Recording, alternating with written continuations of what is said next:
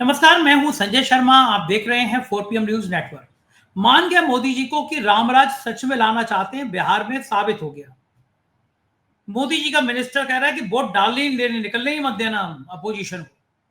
कितना बड़ा रहम कर रहे हैं। मंत्री जी नहीं कह रहे हैं कि निकले गोली मार देना। ये भी तो बड़ी सहानुभूति है। मोदी जी के मंत्री ये भी कह सकते हैं कि कोई निकले तो टांगे तोड़ देना, गोली मार देना, नहीं कह रहे। वो इतना कह रहे हैं वोट डालने मत देना, जाने देना।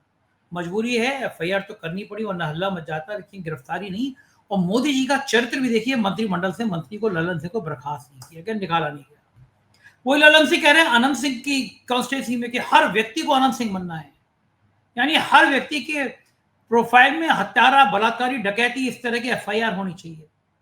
तो वक्त जब खराब होता है तो ऊंट पर बैठे आदमी को कुत्ता काट लेता है। मोदी सरकार के मिनिस्टर रहे आर के सिंह कह रहे हैं इस पार्टी को, बीजेपी को वोट मत दे देना, बड़ी भ्रष्ट है। बिजली को विभाग के हजारों करोड़ के घोटाले को सामने ले आ रहे हैं। इसका मतलब है कि बिहार में राजनीतिक हवा बदल रही है। बिहार में एक हत्या के बाद, एक पिछड़ी जाति के नेता की हत्या के बाद क्या चुनाव अगला बनाम पिछड़ा हो रहा है, और हुआ। और फिर एनडीए का डिब्बा गोल हुआ तो क्या करेंगे मोदी जी। अभय दुबे जी से बहुत शानदार बातचीत की है, ले चलता हूं सीधे अभय दुबे जी के पास। आपसे रिक्वेस्ट है, चैनल को सब्सक्राइब करिए, ज्वाइन करिए। चलते हैं अभय जी के पास। 4 PM न्यूज नेटवर्क में स्वागत है अभय दुबे जी आपका। नैतिकता क्या होती है, ये हमारे प्रधानमंत्री जी से, माननीय प्रधानमंत्री जी से सीखना चाहिए। जंगल राज 20 साल पहले, जंगल राज, ये सारे रट रट के उन्होंने भाषण पूरे दे डाले। 20 साल पहले जो हो चुका उसकी याद दिलाते रहे, लेकिन जो अब हो रहा है उसका वो शायद भूल गए।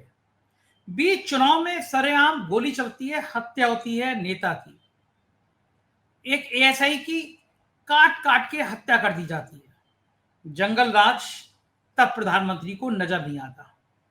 इन सबके बावजूद भी सबसे ज्यादा मुझे आदर्श बात यह लगी कि मोदी जी के माननीय मंत्री जी लल्लन सिंह कह रहे हैं वोट डालने ही मत दो, निकलने ही मत दो विपक्ष को। पहले तो ये काम ज्ञानेश कुमार कर रहे थे कि वोट से नाम ही काट दो, वोट डालने ही मत दो। अब मोदी सरकार का कैबिनेट मिनिस्टर कह रहा है निकलना ही मत दो घर से। वो तो अच्छा हुआ ये आह्वान नहीं कर रहा कि भाई गोली मार दो कोई निकले तो, क्योंकि कह रहे थे एक रैली में, वो कह रहे थे कि सबको अनंत सिंह बनना है।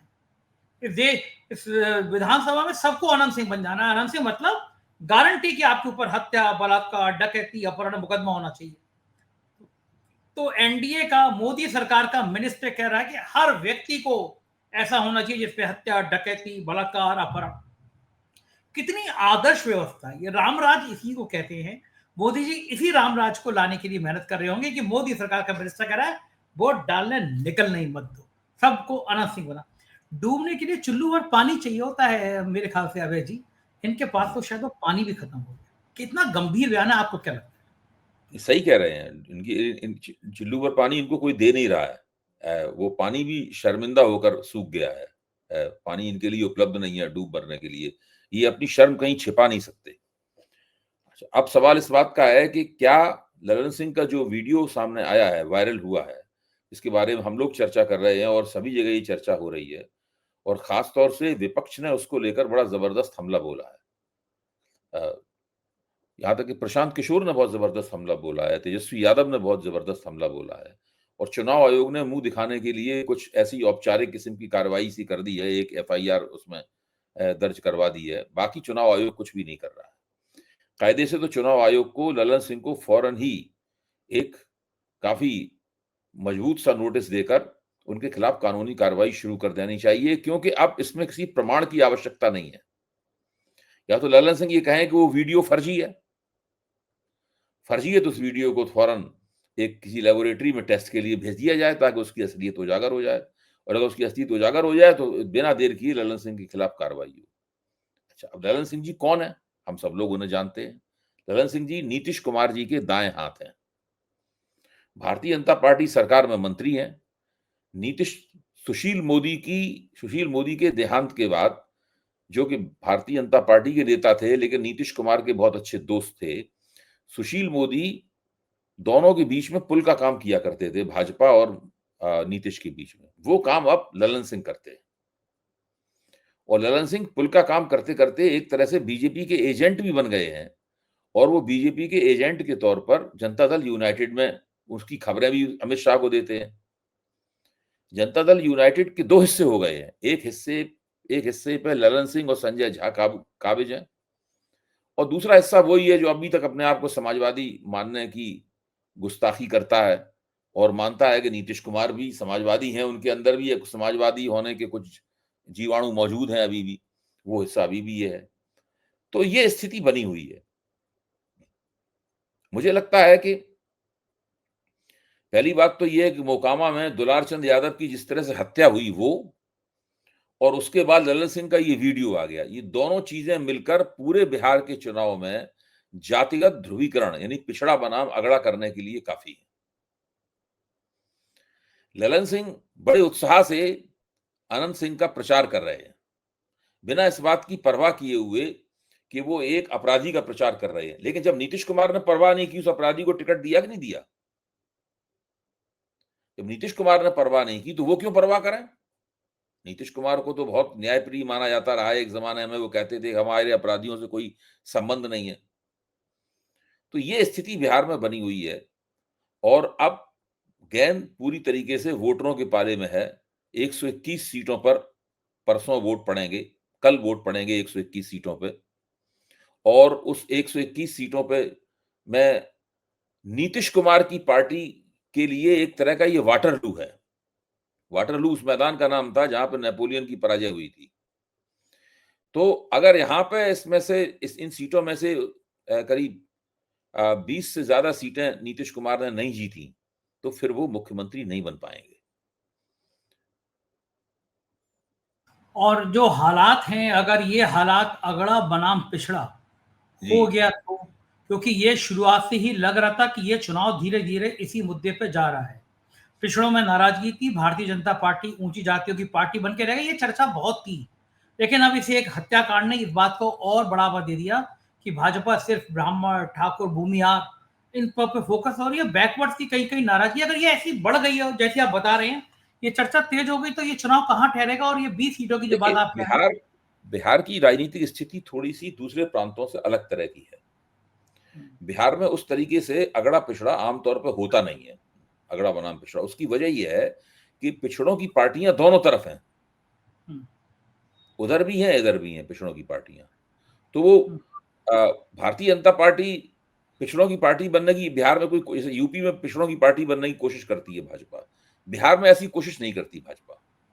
वो आराम से खुले और नंगे रूप से अगड़ों की पार्टी बनी रहती है। वो अपने वोटों, अपने अपने हिस्से की टिकटों का ज्यादातर हिस्सा ब्राह्मणों, राजपूतों, कायस्थों, बनियों और भूमिहारों के बीच में बांटती है। और इस कहने में उसे कोई संकोच नहीं, उसने पिछड़ों की गोलबंदी का काम नीतीश कुमार को सौंप रखा है।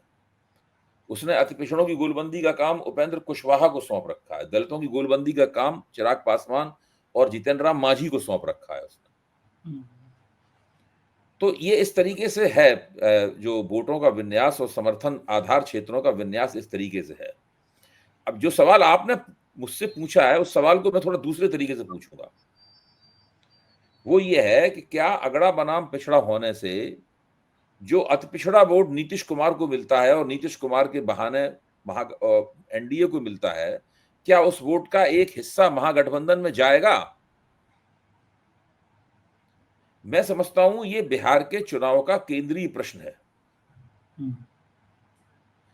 दूसरा केंद्रीय प्रश्न बिहार के चुनाव का यह है कि क्या बिहार का जो युवा वोटर है, जिसके अंदर तेजस्वी यादव भी लोकप्रिय हैं और राहुल गांधी बहुत ज्यादा लोकप्रिय हैं उस युवा वोटर के बीच में, बीजेपी के पास कोई ऐसा नेता नहीं है जो राहुल गांधी की लोकप्रियता का मुकाबला कर सके। वो नरेंद्र मोदी की लोकप्रियता से भी इस मामले में काफी आगे हैं युवाओं के बीच में। तो क्या युवा, बिहार के युवा अपने इन दो युवा चेहरों के प्रति अपने लगाव के खातिर अपनी जाति बिरादरी को छोड़कर वोट करेंगे? देखिए, अगर 20-25% अति पिछड़े भी एनडीए छोड़कर महागठबंधन की तरफ चले गए तो इस बार आप समझ लीजिए काम हो जाएगा। और अगर युवाओं में से एक छोटा हिस्सा भी जात बिरादरी से जुड़ा रहकर जात बिरादरी का अतिक्रमण करके वोट करने का उसने फैसला ले लिया तो आप समझ लीजिए कि बिहार में इस बार काम हो जाएगा और अच्छे खासे बड़े अंतर से महागठबंधन जीत जाएगा। ये अगर ये मैं अब थोड़ी देर की इस परिस्थिति की कल्पना करता हूँ, अगर वहां पे बड़े मार्जिन से इंडिया गठबंधन जीत गया, नीतीश हार गए, तो दिल्ली के सिंहासन पर इसका कितना फर्क रहेगा? नीतीश के सांसद क्या करेंगे? क्या रणनीति बनाएंगे? देखिए, क्या होगा? बिहार में एनडीए के हारने का मतलब ये है कि राष्ट्रीय स्वयंसेवक संघ, उस हारने का सीधा सीधा संदेश राष्ट्रीय स्वयंसेवक संघ को प्राप्त होगा, और राष्ट्रीय स्वयंसेवक संघ फिर नरेंद्र मोदी की उल्टी गिनती चालू करने का प्रबंध करता हुआ नजर आएगा, क्योंकि उससे बिल्कुल ये तय हो जाएगा कि मोदी जी के कहने पर वोट नहीं पड़ते। मोदी जी लोकसभा चुनाव में बहुमत खो चुके हैं, लंबी लंबी डींगे मारी थी, 400 पार वगैरह की बातें कही थी, बहुमत खो दिया, 240 रह गई सीटें।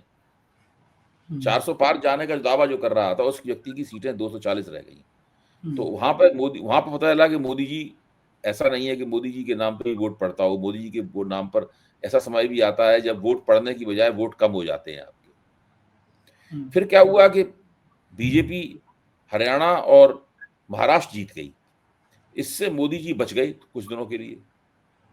लेकिन अब बिहार में अगर एनडीए हारता है तो फिर मोदी जी फिर नहीं बच पाएंगे। बिहार की और हरियाणा की और महाराष्ट्र की जीतें उन्हें नहीं बचा पाएंगी।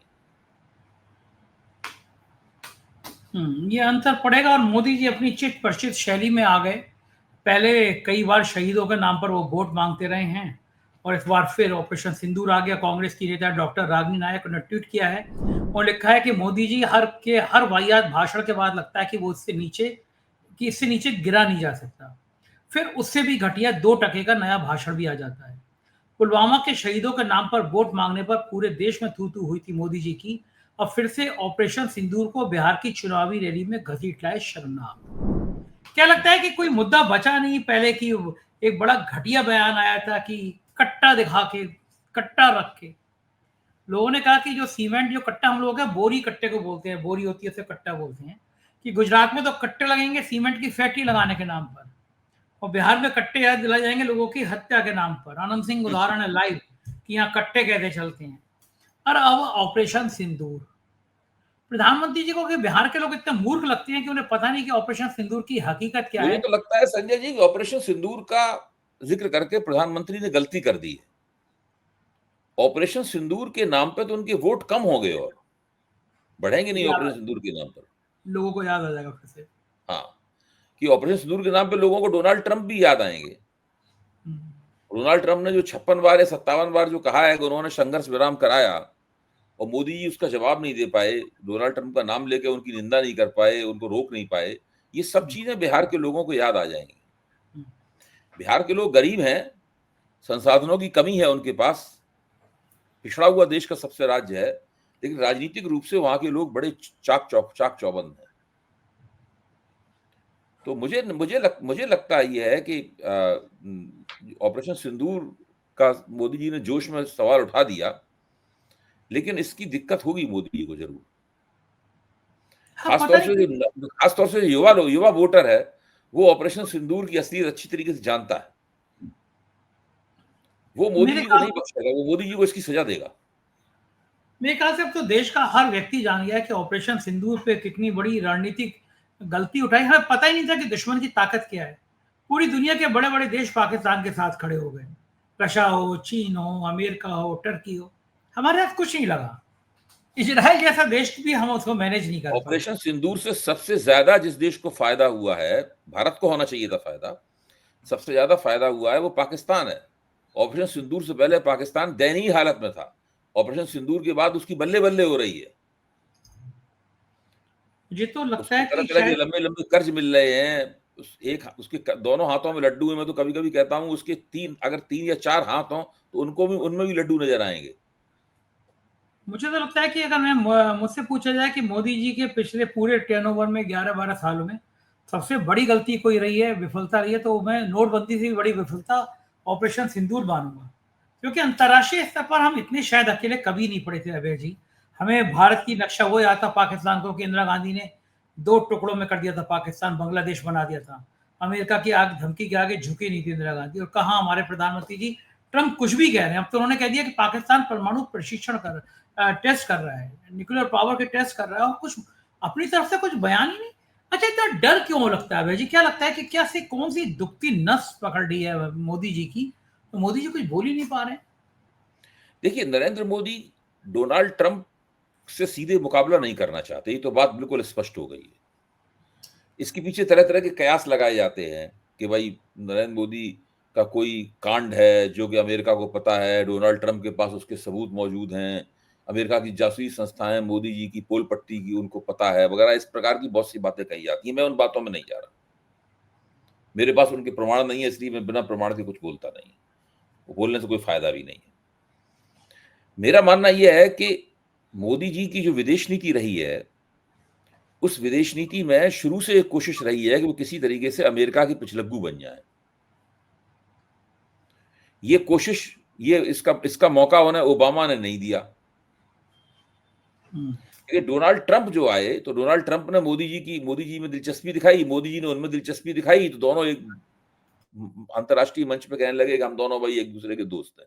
डोनाल्ड ट्रंप ने कई बार ये बात कही है, मोदी जी ने भी ये बात कही है।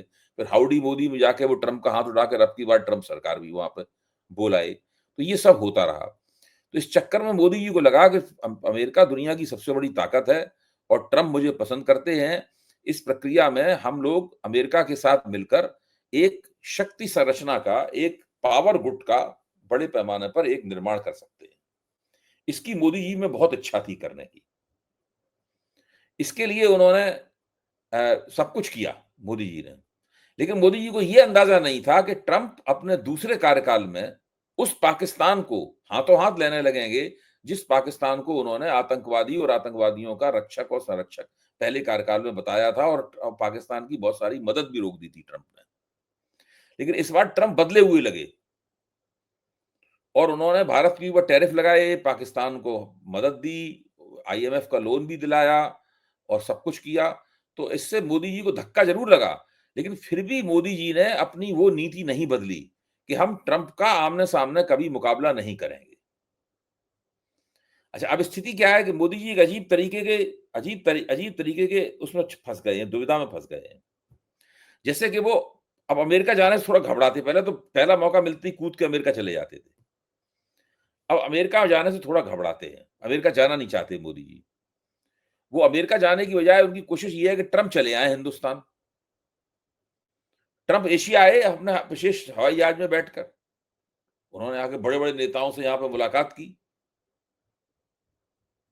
उन्होंने कोरिया के नेताओं से मुलाकात की, उन्होंने चीन के नेताओं से मुलाकात की, लेकिन भारत नहीं आए वो ट्रंप। अच्छा, मोदी जी को वहां जाने, जब से ज़ेलेंस्की का व्हाइट हाउस में अपमान हुआ है और जब से व्हाइट हाउस में फील्ड मार्शल मुनीर को दावत दी गई है, तब से मोदी जी को लगने लगा है कि अगर हम वहां गए व्हाइट हाउस में और मेरे मुंह पे ही ट्रंप ने ये सब कहना शुरू कर दिया कि हमने संघर्ष विराम कराया वगैरह वगैरह, तो फिर मेरा क्या हाल होगा।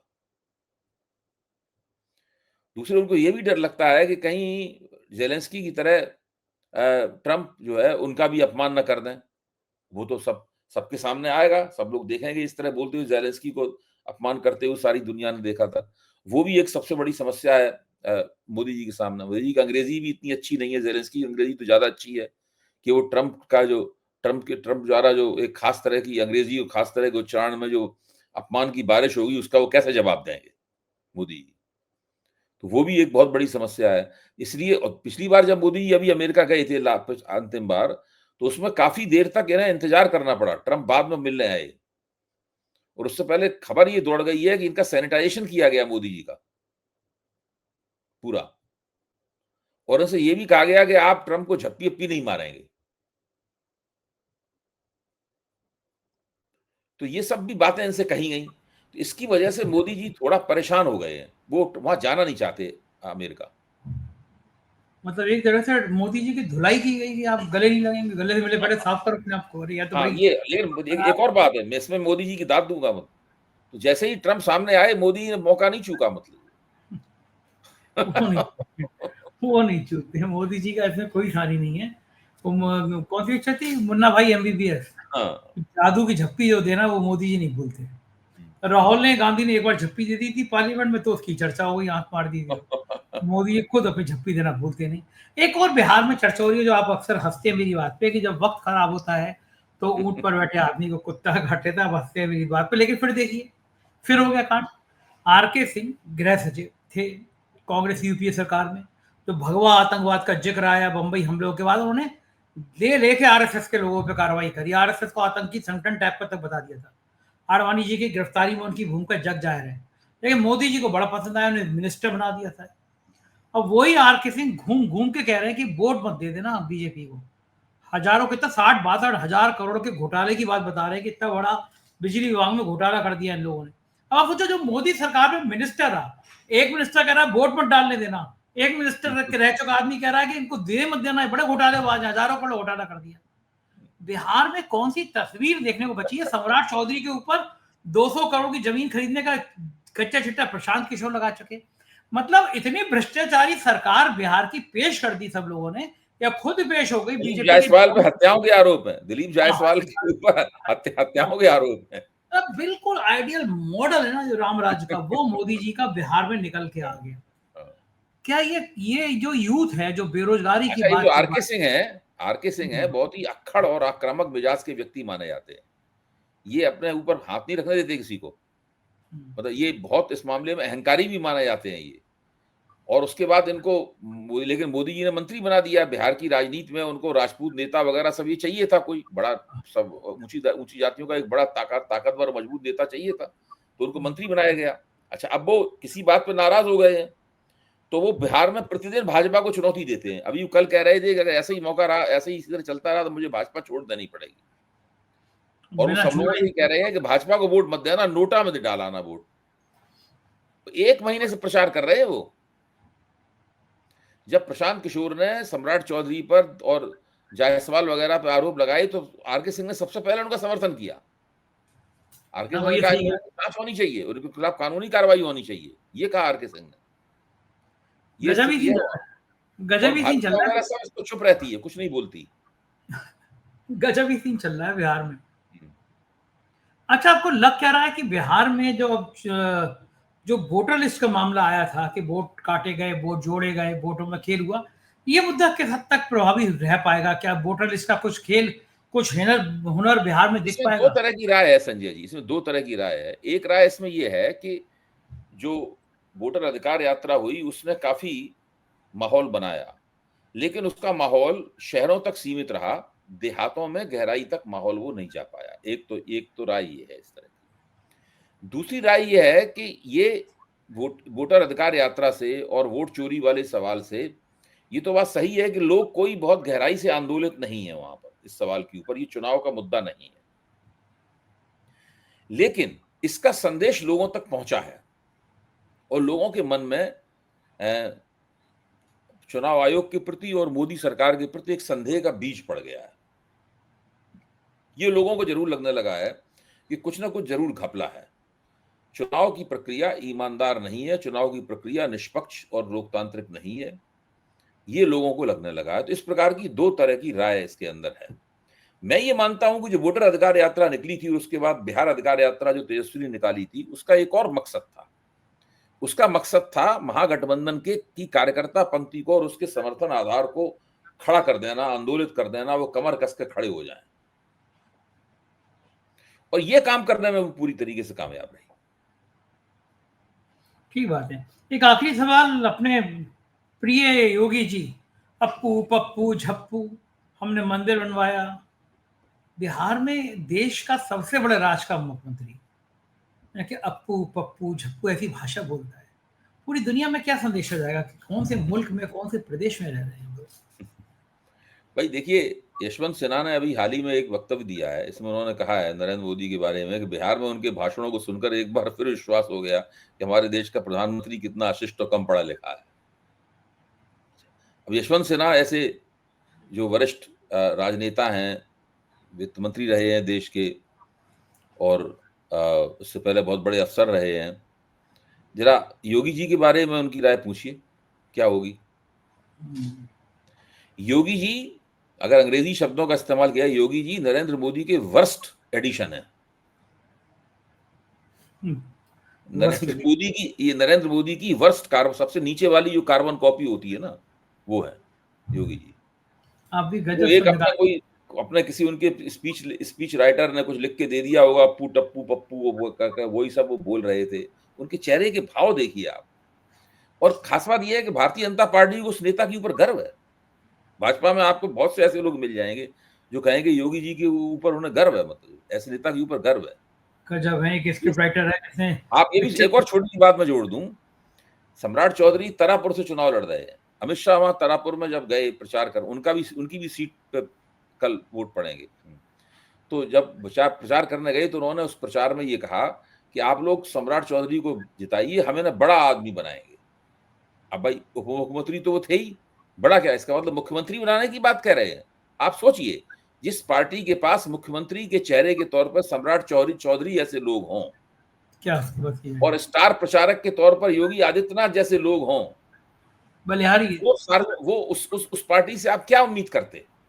ठीक बात है, बलिहारी है, बलिहारी है। हाँ जी, बिल्कुल सही। बहुत बहुत शुक्रिया अभय जी, आपने समय दिया, बातचीत की। ये थे अभय दुबे जी, पूरी बातचीत सुनी आपने। मैं उम्मीद है बातचीत अच्छी लगेगी। बताइए जरूर कैसी लगी। शुक्रिया, थैंक यू।